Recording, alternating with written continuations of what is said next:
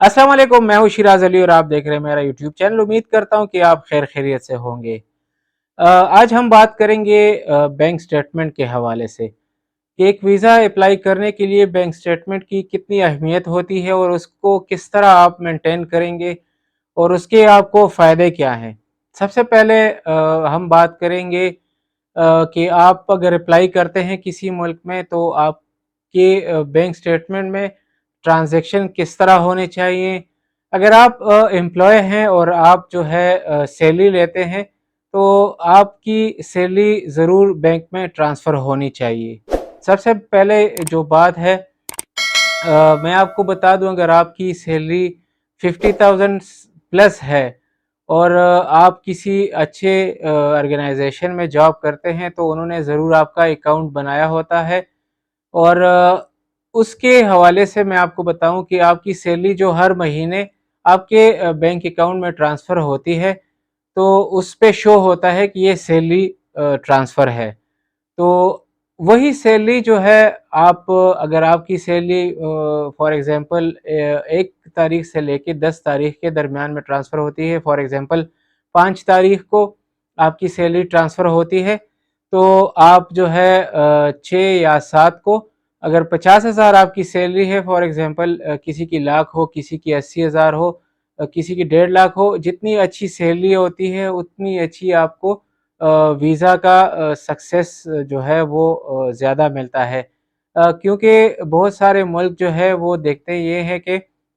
आपको अगर हम वीज़ा देंगे तो क्या आप अपने मुल्क वापस जा सकते हैं, या आप की सैलरी अगर पाकिस्तान में कम हो तो उसको डाउट होता है कि अगर हम इनको वो दे देते हैं, वीज़ा देते हैं तो शायद ये अपने मुल्क ही ना जाए, यहाँ पे रह जाए। तो वो एक अलग बात है, लेकिन हम इस वक्त बात करेंगे बैंक स्टेटमेंट के हवाले से। अगर आपकी सैलरी 5 तारीख को ट्रांसफ़र हो गई तो आप कोशिश करें कि आपके एक्सपेंस जो है 20,000 है या 30,000 है तो आप कोशिश करें कि 10,000 आप 6-7 को निकाल लें, फिर इस तरह 10 या 11 या 12 को 10,000 निकाल लें, फिर इस तरह 15, 16 या 18 को उससे 10,000 निकाल लें एटीएम के थ्रू। तो एक तो ये है कि आपकी ट्रांज़ैक्शन जो है वो ज़्यादा शो होगी, क्योंकि आपकी जब 6 मंथ की बैंक स्टेटमेंट वो चाहते हैं तो उसमें वो आपकी ट्रांज़ैक्शन काउंट करते हैं कि इनकी ट्रांज़ैक्शन कितनी है, मतलब कितने दफ़ा इन्होंने से पैसे निकाले हैं और डिपॉज़िट आया है। इसके अलावा जो है आप अगर उसमें कोई बड़ा अमाउंट डालते हैं, कोई लाख, 2 लाख, 3 लाख, तो फिर उनको डाउट हो जाता है कि इसने किसी से पैसे लेके वो इसमें डाले हैं सिर्फ़ इस वीज़ा के लिए, तो इस तरह गलती ना करें। सैलरी वाले जो बंदे हैं उनकी डॉक्यूमेंट्स में, बैंक स्टेटमेंट में ये आता है कि उनकी सैलरी सिर्फ ट्रांसफ़र होती है, उसका कोई जो है इनकम जो है वो आउटसोर्स नहीं है, सिर्फ यही जॉब करता है, आपकी जितनी भी सैलरी हो। तो इसमें ये है कि आपके फिर जब स्टेटमेंट आपसे माँगते हैं वीज़े के लिए, आप 6 मंथ का अगर स्टेटमेंट माँगते हैं तो उसमें 6 मंथ की सैलरीज़ होती है, मतलब आपकी जो ट्रांज़ैक्शन होती है, उसी तरह आपसे फिर सैलरी स्लिप माँगते हैं। अगर आप वीज़े के लिए अप्लाई करते हैं, तो सैलरी स्लिप वो 3 महीने की भी माँगते हैं, 6 महीने की भी माँगते हैं, उसी में वो सैलरी शो होनी चाहिए। बेशक ग्रॉस सैलरी अलग हो, नेट सैलरी अलग हो, लेकिन टोटल जो आपका अमाउंट है, जो आपको ट्रांसफ़र होती है,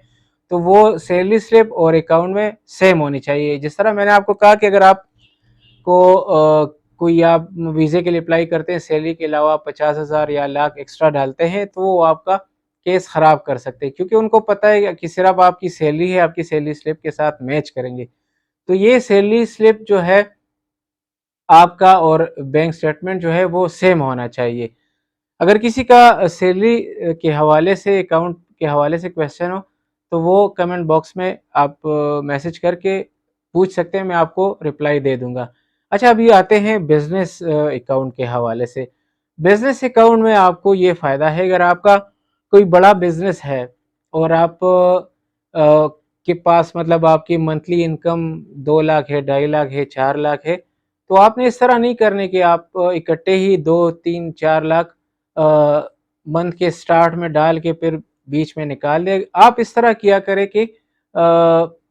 30,000 हो गए, 50,000 हो गए, 70,000, लाख जो है हर तीसरे दिन, 5वें दिन आप उसमें डिपॉज़िट करें। फिर उससे 20-30 निकाले अपने एक्सपेंसेस में, जो सैलरीज आप देते हैं वो भी आप पहले अकाउंट में डाल दें, फिर उसको निकाल दें, एम्प्लॉयज़ को दे दें। इसी तरह आप जो है अपने मेंटेनेंस रख सकते हैं अपने अकाउंट को, क्योंकि जितने ज़्यादा आप ट्रांज़ैक्शन करेंगे तो उनको पता चलेगा इसका इसका बिज़नेस बहुत अच्छा है और ग्रो कर रहा है और इसकी इनकम भी अच्छी है। अगर आप इकट्ठे 2 ढाई 3 लाख रुपए आप मंथली उसमें डालेंगे तब भी आपको इश्यू नहीं है, क्योंकि बिज़नेस का पता नहीं चलता, किसी के डेली इनकम होते हैं, किसी के वीकली इनकम होते हैं, चेक्स मिलते हैं, किसी जगह से पैसे मिलते हैं, मंथली भी मिलते हैं, वो इश्यू नहीं है। लेकिन अगर जितने आप ट्रांज़ैक्शन ज़्यादा करेंगे उसमें आप 20,000, 30,000, 40,000 हर दूसरे दिन, अगर डेली आप 5,000, 6,000 भी डालेंगे, दूसरे दिन 10,000 निकालेंगे तब भी ठीक है। क्योंकि मेन चीज़ जो है बिज़नेस में वो है आपका बैंक स्टेटमेंट और सैलरी का। मैं आपको बता दूं, अगर सैलरी अकाउंट में आपने सैलरीज जो है आप जमा करते हैं और 6 महीने बाद आपकी क्लोजिंग बैलेंस अगर 50,000 सैलरी है, 70,000 सैलरी है, तो यही 4-5 लाख आपने जमा किए होंगे। बिजनेस में आपको लिमिट नहीं है, आपका बिजनेस जो है वो अगर ग्रो कर रहा है आप उसमें 1 मिलियन से ऊपर शो करे। अगर शेंजन अप्लाई करते हैं, अगर दुबई वगैरह में तो खैर इतना वो नहीं है, आपको बैंक बैलेंस की ज़रूरत नहीं है। बाकी ताइलैंड, मलेशिया, सिंगापुर, उसके लिए आपको 4-5 लाख भी आपके अकाउंट में हो तो ठीक है। अगर आप तुर्की वगैरह अप्लाई करते हो 6-7 लाख भी हो तो आपके लिए ठीक है, 10-12 दिनों के लिए। अगर आप शेंजन के लिए अप्लाई करते हैं, यूके के लिए अप्लाई करते हैं या कनाडा के लिए अप्लाई करते हैं तो फिर आपको अमाउंट बढ़ाना चाहिए। अगर आप शेंजन के लिए अप्लाई करते हैं और आपका बिजनेस है तो आप कोशिश करें कि 1 मिलियन से 1.5 मिलियन, मतलब 10 लाख से लेके आपके 15 लाख तक आपके पास अकाउंट में हो तो इंशाल्लाह आपको वीज़ा ज़रूर मिलेगा। 7-8 लाख भी कहते हैं, लेकिन मेरा अपना ये है कि क्लोजिंग बैलेंस 10 लाख से ऊपर ही हो तो अच्छा है। 1-2 लाख से कुछ भी नहीं होता अगर आप बिजनेस करते हैं। दूसरा ये कि बैंक स्टेटमेंट के साथ जो है आपको मेंटेनेंस सर्टिफिकेट वो लाजमी है, क्योंकि बैंक स्टेटमेंट जो है वो अक्सर फेक भी लोग बना देते हैं। तो एम्बेसडर या जो जो इमिग्रेंट होता है, जो इमिग्रेशन पे ऑफिसर होता है, वो ये ज़रूर देखता है कि मेंटेनेंस सर्टिफिकेट उसके साथ जो होता है वो बैंक मैनेजर या ब्रांच की साइड से होता है। उसमें ये लिखा होता है कि ये इस नाम से बंदा है, इसका ये एनआईसी नंबर है, इसका ये अकाउंट नंबर है और इसके जो है मैं मतलब गवाही देता हूँ, उसका साइन और स्टैम्प होता है कि ये अपने अकाउंट को मेंटेन रख रहा है और इतने अरसे से रख रहा है। फिर कन्फर्मेशन के लिए जो है वो बैंक को कॉल करते हैं या ईमेल करते हैं कि ये बंदा जो है इसके अमाउंट जो आपने स्टेटमेंट दिया है ये अमाउंट अभी भी पड़ा हुआ है। मतलब अक्सर लोग इस तरह होते हैं कि अमाउंट उठा के बैंक में रख देते हैं, वीज़ा अप्लाई करने के लिए स्टेटमेंट निकाल लेते हैं, बाद में पैसे वापस निकाल लेते हैं। तो इस तरह ना करें। अगर आप वीज़े को अप्लाई करते हैं, वीज़े के जो है ड्यूरेशन यही कुछ मुल्कों के 15 दिन होते हैं, कुछ के हफ्ता होते हैं, कुछ के 20 दिन भी हो जाते हैं। वही 15-20 दिन आप अपना पैसा जो है फ़िलहाल अकाउंट में छोड़ दें और उसी तरह चलाएँ जिस तरह आप चलाते रहें। जब आपका पासपोर्ट आ जाए, आपको वीज़ा लग जाए या रिफ्यूज़ल आ जाए, उसके बाद पैसे आप निकाल सकते हैं। ये गलती ना करें, अक्सर मैंने लोगों को देखा है। तो बिज़नेस के हवाले से मैं आपको बता दूँ कि एनटीएन जो है, आपका जो रिटर्न होते हैं, आप जो टैक्स पे करते हैं, वो बहुत अहम रोल उसका होता है, क्योंकि उसमें आप शो करते हैं कि आपकी सालाना इनकम कितनी है, आप एक्सपेंस कितने करते हैं। तो वो एनटीएन जो है, आपका जो एफबीआर का जो रिटर्न आप पे करते हैं, टैक्स रिटर्न, वो मैच करता है अक्सर आपके स्टेटमेंट के साथ कि ये मतलब बंदा बिज़नेस कर रहा है कि नहीं। वैसे ही इन्होंने ये बैंक स्टेटमेंट बनाया होता है, क्योंकि आप रिटर्न्स जो है टैक्स रिटर्न वो जब उसके साथ मैच करते हैं तो आपका केस स्ट्रांग हो जाता है। तो ये अगर आप यूके के लिए अप्लाई करते हैं तो आपको फिर 15 से 20 लाख या 25 लाख तक आपके अकाउंट में होने चाहिए, मतलब 15 से 20 लाख होने चाहिए। फिर अगर आप अमेरिका, कनाडा के लिए अप्लाई करते हैं तो मेरा मशवरा ये है कि 20 लाख से ऊपर आप, मतलब 25 लाख हो, 30 लाख हो, इसका स्टेटमेंट आप क्लोजिंग बैलेंस जो है वो होना चाहिए। तो इंशाल्लाह आपको वीज़ा ज़रूर मिलेगा, क्योंकि अगर आपके पास इतने पैसे हैं तो वो उनको पता चलता है कि ये बंदा जो है ये अपने मुल्क आएगा। अच्छा, इसमें एक और चीज़ मैं आपको ऐड करूँ, एक तो ट्रैवल हिस्ट्री मैंने बताई है कि ट्रैवल हिस्ट्री जो है वो बहुत ज़रूरी है। अगर आपके पास पैसे ज़्यादा है और आप डायरेक्ट शेंजन या यूके अप्लाई करते हैं या कनाडा, अमेरिका, वो सोच रहे होंगे कि ये बंदा अभी तक किसी दुबई या मलेशिया, थाईलैंड, सिंगापुर विजिट नहीं कर सका, तो क्यों मतलब ये डायरेक्ट इधर विजिट कर रहा है। अक्सर ऐसा भी होता है कि फ्रेश पासपोर्ट पे भी वीज़े लग जाते हैं, लेकिन बहुत कम चांसेस में वो लग जाते हैं। तो एक तो ये है कि आपको ट्रैवल हिस्ट्री बनानी चाहिए, दूसरा ये है कि स्टेटमेंट स्ट्रांग होना चाहिए, और तीसरी बात ये है कि आपको जो है अपना बैंक स्टेटमेंट के साथ जो दूसरे डॉक्यूमेंट्स है, अगर आपके पास घर घर है आपका अपना अपने नाम पे है,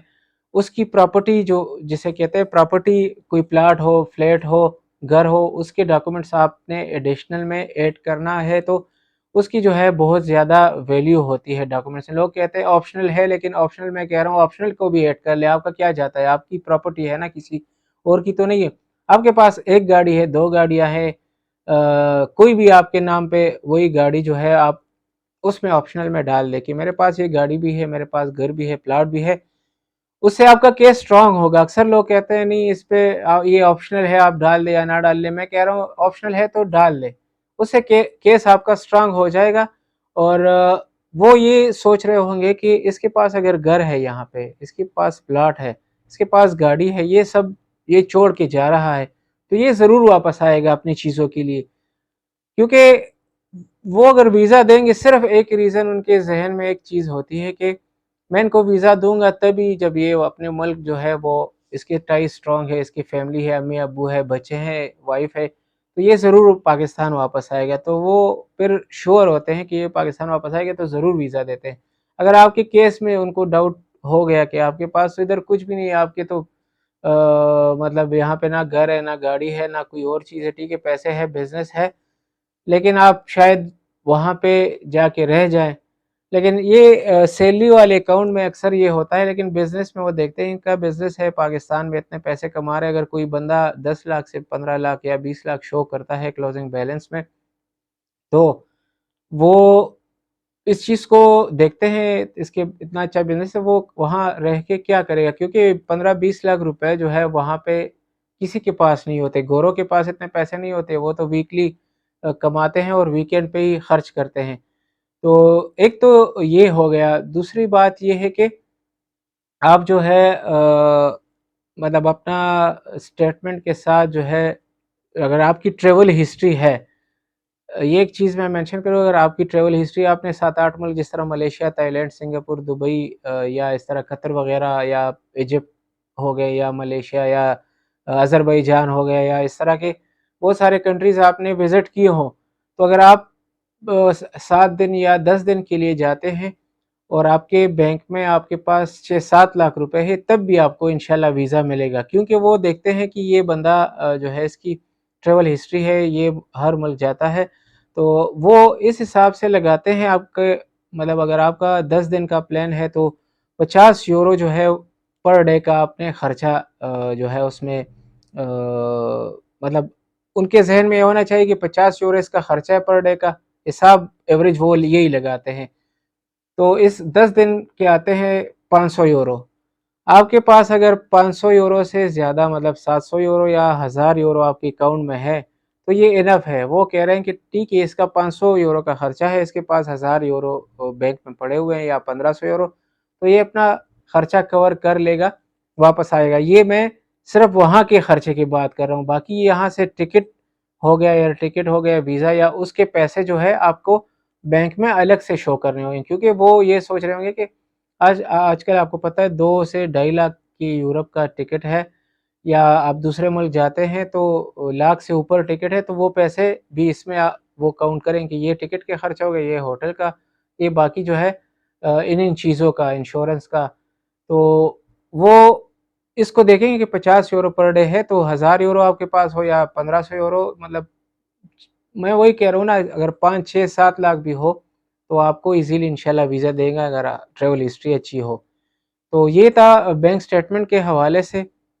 आप जो है मेन चीज़ जो है ट्रांजैक्शन करें, अ, एक प्लान बना दें। मतलब अगर आप यूरोप जाना चाहते हैं तो 6 महीने पहले आप स्टेटमेंट को इम्प्रूव करें। मतलब हर महीने हर दिन आपको उसको ट्रांजैक्शन में आपके पास 5,000 भी आते हैं वो भी डिपॉज़िट करें, नेक्स्ट डे निकाल दें, कोई इश्यू नहीं है, लेकिन ट्रांजैक्शन ज़्यादा शो करे। आप प्लानिंग के साथ चलें, इंशाल्लाह आपको वीज़ा ज़रूर ग्रांट होगा। क्योंकि ये ह्यूमन राइट्स है और हर बंदे का हक है। ठीक है, हमारा पासपोर्ट जो है ग्रीन पासपोर्ट थोड़ा-सा वीक है, लेकिन अगर आपकी ट्रैवल हिस्ट्री है, दूसरे मुल्क आपको वीज़ा देंगे और आपके पास पैसे हैं, तो वो मुल्क भी आपको देगा। अगर आप फ्रांस जाना चाहते हैं, स्पेन जाना चाहते हैं, वो भी आपको वीज़ा देगा। बहुत सारे लोगों को वीज़े लगे हैं, इस तरह नहीं है। अगर रिफ्यूज़ल हो गया, आप 3 महीने या 6 महीने बाद फिर अप्लाई कर लें। लेकिन वही मैं बात कर रहा हूँ कि स्टेटमेंट को आप मेंटेन रख के क्लोजिंग बैलेंस उसमें ज़्यादा से ज़्यादा रखें, ताकि उनको ये शो हो कि आपका बिज़नेस अच्छा है और आप अपने बिज़नेस के लिए वापस आएँगे तो सिर्फ़ विज़िट कर रहे हैं, 10-15 दिन गुज़ार के वापस आएँगे। तो ये बैंक स्टेटमेंट के हवाले से, ताकि बैंक स्टेटमेंट किस तरह आप बनाएँगे और किस तरह इसको मेंटेन रखेंगे, तो मैंने कहा कि आपके साथ शेयर करूँ इंशाल्लाह। और बाकी अगर आपकी कोई क्वेश्चन हो तो आप कमेंट बॉक्स में ज़रूर मुझसे पूछ सकते हैं, मैं उसका ज़रूर रिप्लाई करूँगा इंशाल्लाह। चैनल को काइंडली सब्सक्राइब करें, लाइक करें और बेल आइकन जो है वो प्रेस करें, ताकि और भी इन्फॉर्मेटिव वीडियो आपके साथ मैं शेयर करूँ। शुक्रिया जी।